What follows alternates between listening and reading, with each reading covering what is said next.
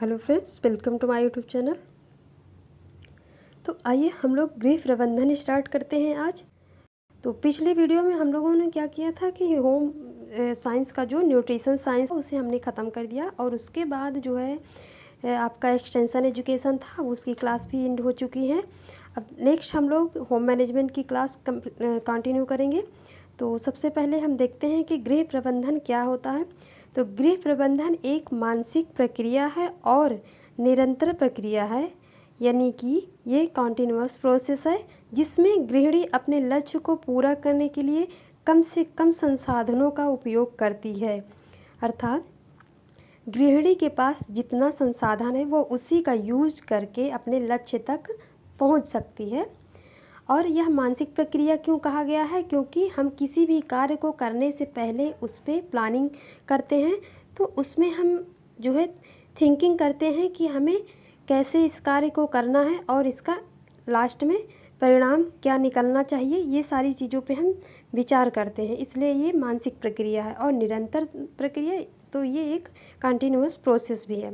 तो आइए हम लोग देखते हैं कुछ परिभाषा। ये बहुत ही फेमस परिभाषा है आपके होम मैनेजमेंट में, तो इसे आप लोग ध्यान से देखिएगा। According to Nickell and Dorsey, गृह प्रबंधन परिवार के उद्देश्य को प्राप्त करने के लिए परिवार के संसाधनों के उपयोग के लिए किया गया योजना, नियंत्रण और मूल्यांकन है। यानी कि किसी परिवार के जो है उद्देश्य को प्राप्त करने के लिए परिवार में जो उपलब्ध संसाधन है उसका यूज़ करके हम योजना और नियंत्रण और मूल्यांकन जो होता है, तो इसके द्वारा हम क्या करते हैं, लक्ष्यों की प्राप्ति करते हैं। नेक्स्ट देखते हैं नीड एंड इम्पॉर्टेंस।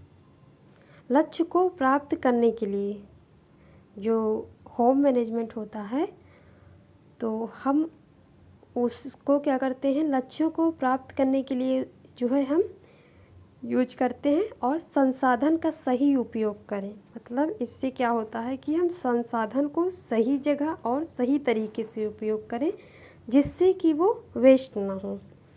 और व्यक्तित्व का विकास, जो गृहिणी होती हैं इससे क्या होता है, उनके व्यक्तित्व का विकास होता है।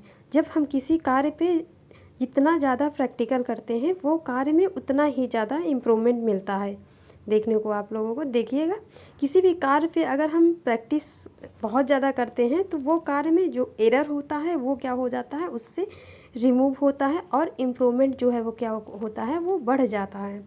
और नेक्स्ट है परिवार समायोजन के लिए। तो परिवार का जो बैलेंस बनाए रखने के लिए भी क्या होता है, यह आवश्यक होता है। जीवन शैली को ऊंचा करने के लिए, यानी जो आपकी लाइफ स्टाइल है उसमें थोड़ा सा चेंज करने के बाद वो क्या करता है, हमारी जीवन शैली को थोड़ा सा स्तर से थोड़ा ऊंचा उठा देता है। उससे थोड़ा एक स्टेप दो स्टेप क्या करता है, वो ऊंचा उठा देता है। तो ये हमारे जीवन में इम्पॉर्टेंट होता है। नेक्स्ट देखते हैं स्टेप ऑफ होम मैनेजमेंट। तो होम मैनेजमेंट के स्टेप होते हैं। जब हम होम मैनेजमेंट को डील करते हैं तो उसके अंतर्गत हमारे पास कुछ स्टेप होते हैं जिसके द्वारा हम लक्ष्यों को प्राप्त करने के लिए जो है इसका यूज करते हैं। तो सबसे पहला स्टेप क्या है, आयोजन।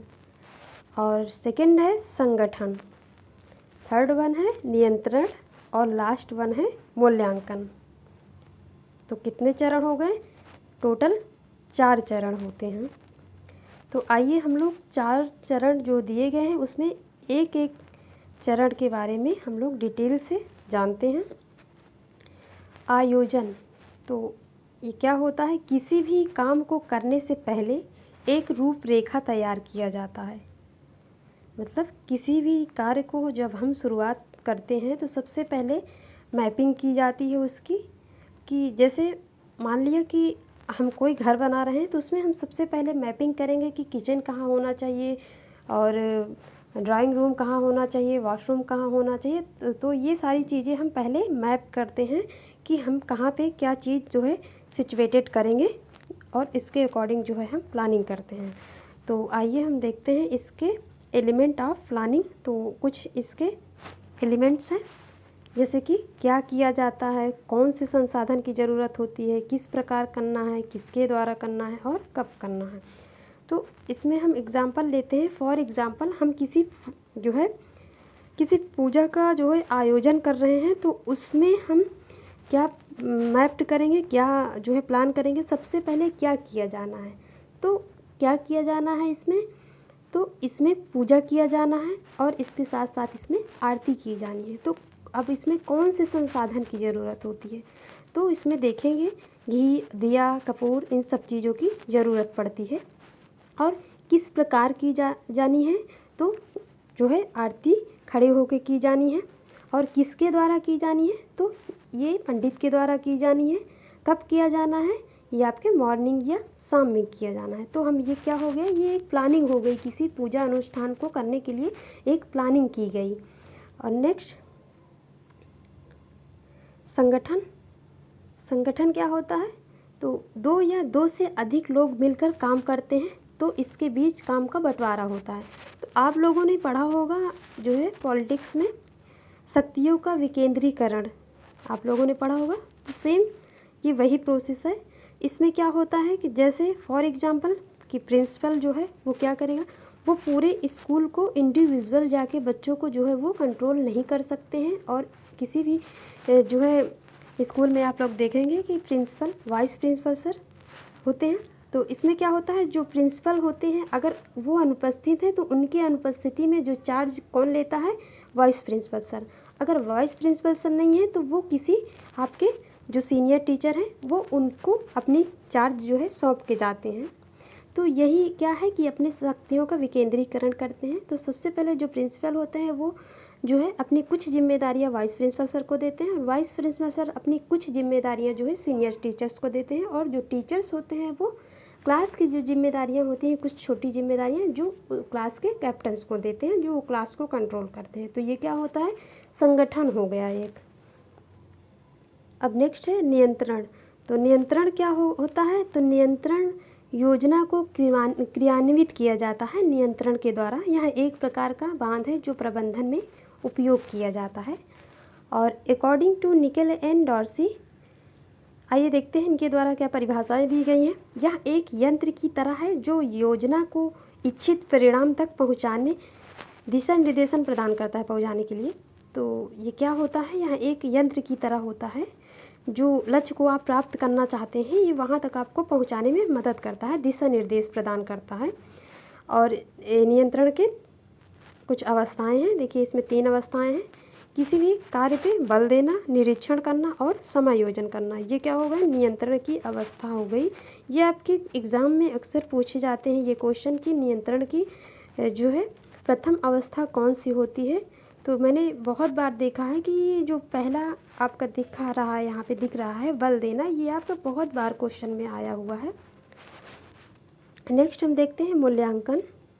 तो मूल्यांकन क्या है, मूल्यांकन परिणामों के बारे में जानकारी प्रदान करता है कि योजना कितनी सफल हुई, क्या कमी रह गई, क्या सुधार हुआ, और सबकी जानकारी मूल्यांकन से प्राप्त होती है। जैसे कि किसी क्लास टीचर को अपने बच्चों की कमी और उसमें जो खूबियाँ होती है वो किसी टॉपिक को पढ़ाने के बाद फिर उसमें लिए गए टेस्ट के द्वारा जो भी नंबर मिलते हैं उसी पे डिसाइड होता है कि बच्चों में क्या कमियां रह गई और क्या खूबियां रही, कौन सा टॉपिक वो लोग बच्चे गलत कर रहे हैं और कौन सा टॉपिक उनको समझ में आ गया जो सही कर रहे हैं उससे क्वेश्चन।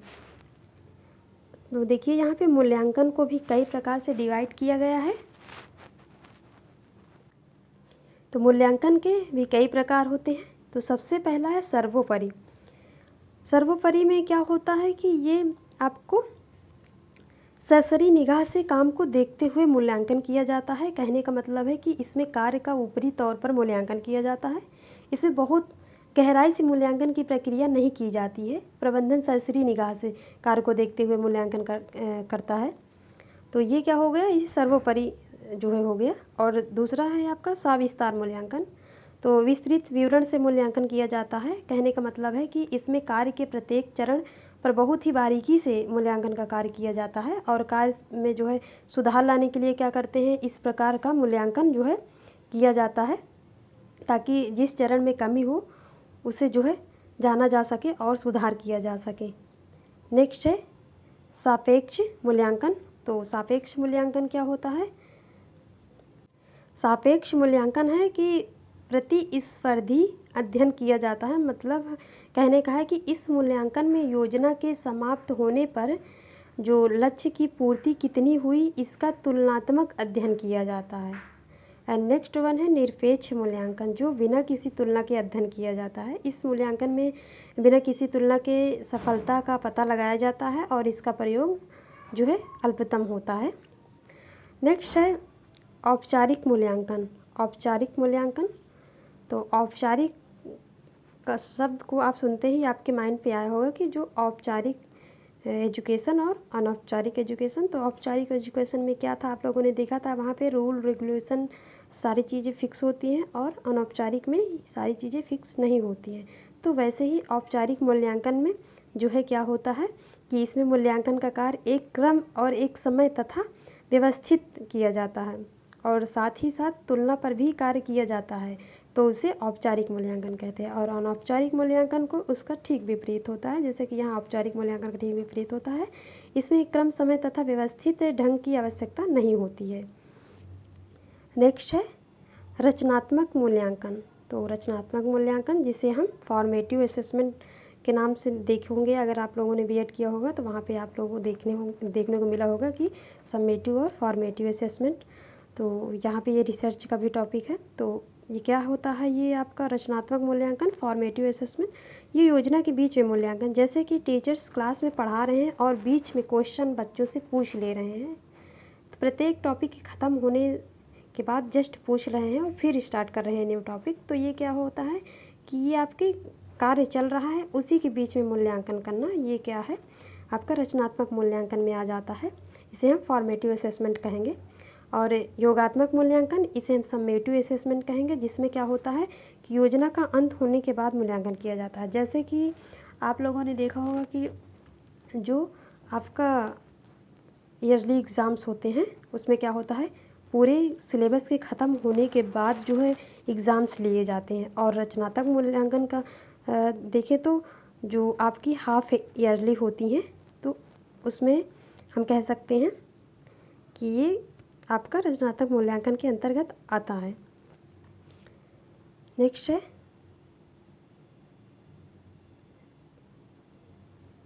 तो ये आपका पहला चैप्टर आपका यहाँ पे समाप्त हो गया है। तो हम नेक्स्ट स्टार्ट करेंगे इसका न्यू टॉपिक। आई होप कि आप लोगों को समझ में आया होगा। अगर आपकी कोई इसमें कुछ क्वेरी है, कुछ समझ में नहीं आ रहा है आप लोगों को, तो आप लोग यहाँ पे कमेंट में पूछ सकती हैं। नेक्स्ट हम इससे रिलेटेड क्वेश्चंस भी कराते चलेंगे साथ में, और कुछ प्रैक्टिस सेट भी हम करा देंगे इसमें।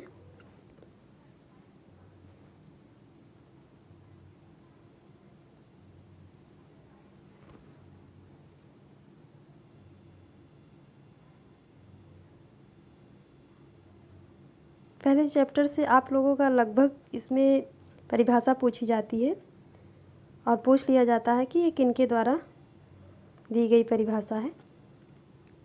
इसमें जो मेन टॉपिक जो इम्पोर्टेंस था इसमें यही था कि जो आप लोगों का ये इसमें प्रबंधन का चरण और इसके इम्पोर्टेंस तो नहीं पूछे जाते हैं, इसमें कितने चरण हैं ये पूछे जा सकते हैं।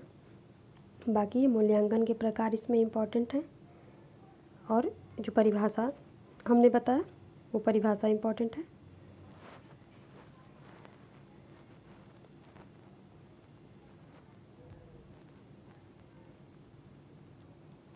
तो हम लोग नेक्स्ट टॉपिक में मिलते हैं, तब तक के लिए आप लोग देख लीजिएगा टॉपिक को। Thank you for watching my video.